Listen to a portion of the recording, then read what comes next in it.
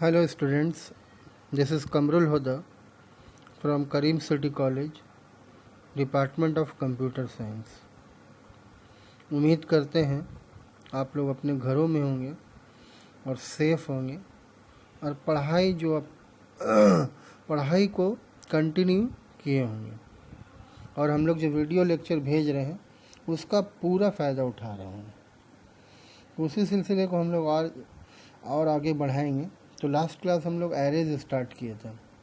तो एरेज में हम लोग बताए थे एरेज बेसिकली होता है क्या है। Array is a collection of element, ठीक है। जैसे एक एरे लिए, मान लो इंटीजर ए ऑफ 10, ठीक है। एक इंटीजर एरे लिए जिसका नाम ए है, उसका साइज़ 10 है, मतलब उस एरे में 10 वैल्यू स्टोर कर सकते हैं, ठीक है। तो यहाँ पर 10 वैल्यू यहाँ पर दे दिए, तो ये 10 वैल्यू आके एरेज में स्टोर हो गया, ठीक है। और एरे का इंडेक्स नंबर आपको बताए थे वो 0 से स्टार्ट होता है। तो 10 एलिमेंट इसमें देखिए है ना, 10 ब्लॉक है इस तरह से। तो 0 to लास्ट ब्लॉक का क्या होगा, 9 इंडेक्स नंबर उसका होगा। Last block will be A of 9। तो ये वैल्यू आके इसमें सिक्वेंशियली स्टोर हो गया। तो कहने का मतलब क्या है कि array is a collection of elements of same type.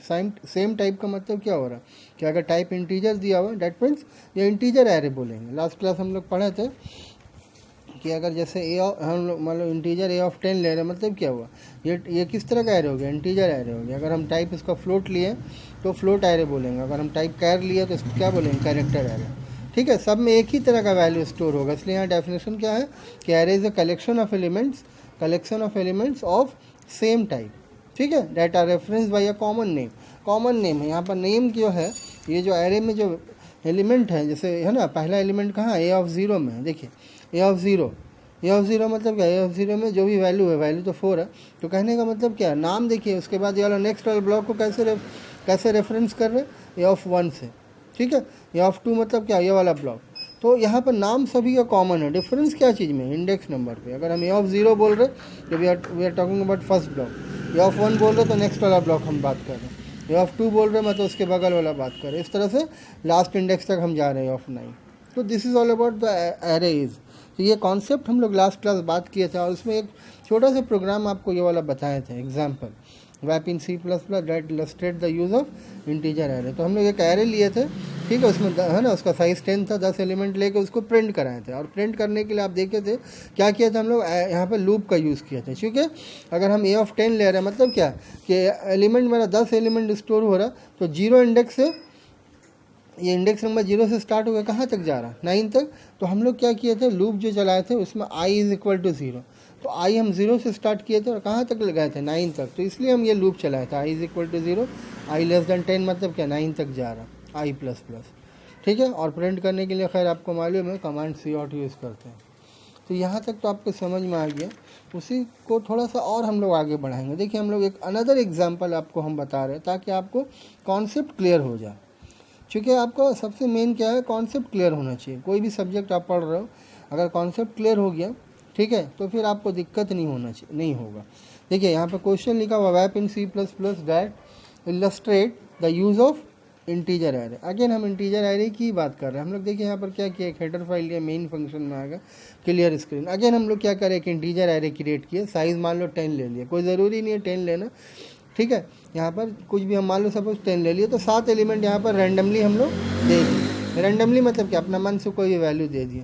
तो एक एरे क्रिएट हो गया, है ना, जिसका नाम ए है और उसके अंदर 10 ब्लॉक। इस तरह से आप जैसे देख सकते हो ड्राई रन में कि एक एरे क्रिएट हुआ ए ऑफ 10 और उसमें 0 इंडेक्स से लेकर 9 इंडेक्स तक, और सब में वैल्यू आके स्टोर हो गया। पहला चूँकि हम 7 दिए तो 0 इंडेक्स में 7 आ गया, नेक्स्ट हम 4 दिए तो नेक्स्ट वाला इंडेक्स में 4 आ गया, फिर 1 दिए तो 1 आ गया। इस तरह से ये वैल्यू सिक्वेंशियली जो वैल्यू यहाँ पर देंगे आके स्टोर हो गया। अब हम अगर हम प्रिंट करना है तो हम आई, है ना, एक लूप चला रहे, फॉर लूप, और उसमें i इज़ इक्वल टू 0 ले रहे। क्यों, बिकॉज इंडेक्स नंबर है ना, ये है ना, चूँकि इंडेक्स नंबर 0 से स्टार्ट हो रहा है, इसको हम i मान लिए। तो i इज़ इक्वल टू 0 कहाँ तक जाएंगे, 9 तक। तो i less than 10, i plus plus. अब देखिए जब प्रिंट कर रहे हैं तो थोड़ा सा गौर से देखिए हम लोग क्या कर रहे हैं। यहाँ पर लिख रहे हैं cout। अच्छा, डबल कोट्स में हम क्या कर रहे हैं, हम आपको ये बताना चाह रहे हैं कि ये जो 7 कहाँ पर है, ए ऑफ 0 में। देखिए इसका आउटपुट क्या आएगा, A of 0 is equal to 7, A of 1 is equal to 4, A of 2 is equal to 1। इस तरह से A of 9 is equal to 20, ठीक है। तो यहाँ पर ये आउटपुट आ रहा है। अभी आउटपुट की हम लोग बाद में बात करेंगे। तो कहने का मतलब क्या है कि हम लोग प्रिंट कर रहे हैं, तो हम यहाँ पर डबल कोट्स में देखिए ए लिखे और ये है ना ब्रैकेट का साइन दिए और ये डबल कोट्स बंद कर दिए, ठीक है। तो अब उसके बाद फिर देखिए यहाँ पर आई दिए, फिर ये डबल कोट्स ओपन किए, ये ब्रैकेट क्लोज किया, इक्वल का साइन दिए, फिर डबल कोट्स बंद कर दिए, उसके बाद ए ऑफ आई लिखे एंड एल लिख दिया और ये लूप को बंद कर रहे हैं। तो इस प्रोग्राम को है ना, उसके बाद गेट सी एस दे के प्रोग्राम एंड कर रहे हैं। तो इस प्रोग्राम को रन करने से होगा क्या, आप देखिए सबसे पहले प्रोग्राम एग्जीक्यूट कहाँ से होता है, मेन फंक्शन से। मेन में आया कंट्रोल है ना, तो आपका एक एरे क्रिएट हुआ ए ऑफ 10 और इसमें ये वैल्यू आके स्टोर हो गया। देखिए ड्राई रन समझिए, ये एक एरे क्रिएट हुआ मेमोरी में जो कि हम लोग को दिखेगा नहीं, ठीक है, because it is visible to us, है ना, इनविजिबल रहता है, हम लोग नहीं देख पाएंगे उसको। तो यहाँ पर इनविजिबल है। तो यहाँ पर क्या होगा कि यहाँ पर यह एरे क्रिएट हो गया और उसमें वैल्यू आ गया, स्टोर हो गया, ठीक है। अब यहाँ पर क्या कर रहे हैं, अब हम लोग को प्रिंट करना है, तो आई इज इक्वल टू 0 ले लिया। देखिए आई इज इक्वल टू 0 है ना, उसके बाद कंडीशन सही है 0 छोटा 10 से, तो क्या हो रहा है सी आउट।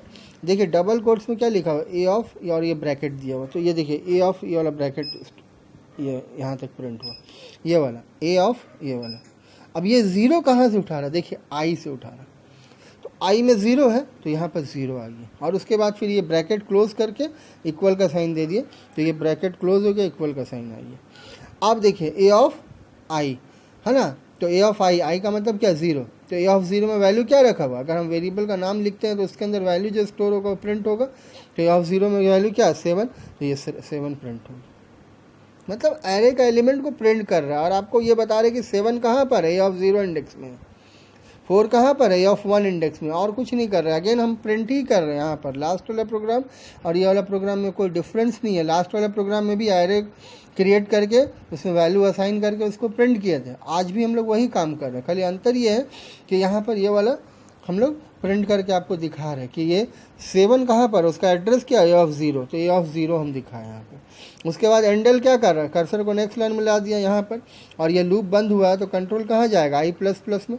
तो आई का वैल्यू इंक्रीमेंट होगा, तो आई 0 था तो बढ़ के क्या हो गया 1 हो गया, कंडीशन सही है। अब देखिए 1 होने के बाद कंट्रोल यहाँ पर आएगा, कंडीशन में चेक करेगा 1 less than 10, yes condition is true, फिर अंदर आया सी आउट।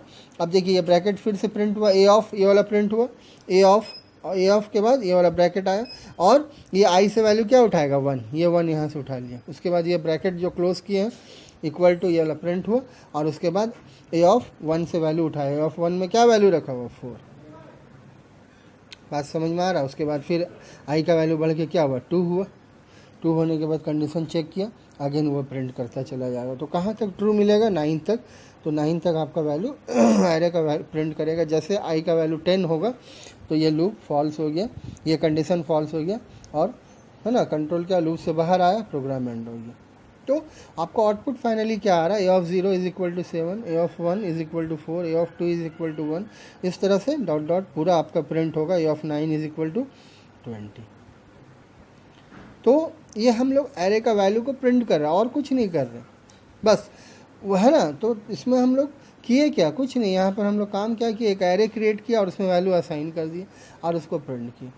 लास्ट वाला भी प्रोग्राम आप देखिएगा ये वाला, तो इसमें भी वही काम किए हैं कि एक एरे क्रिएट किए और उसको प्रिंट किया हुआ ये वाला। खाली यहाँ पर जब प्रिंट किया तो इसका आउटपुट कैसे आ रहा था, ऐसे आ रहा था, एरेज एलिमेंट्स आर 4 है ना, 0 इंडेक्स में क्या वैल्यू है 4 है तो 4 प्रिंट हुआ, 1 इंडेक्स में क्या वैल्यू 5 तो 5 प्रिंट हुआ, 1 इंडेक्स में 2 इंडेक्स में क्या वैल्यू था 3, तो सॉरी 2 इंडेक्स में क्या वैल्यू था 1 था, तो 1 प्रिंट हुआ। इस तरह से पूरा लास्ट वाला इंडेक्स का वैल्यू यहाँ पर प्रिंट कर रहा था, ठीक है।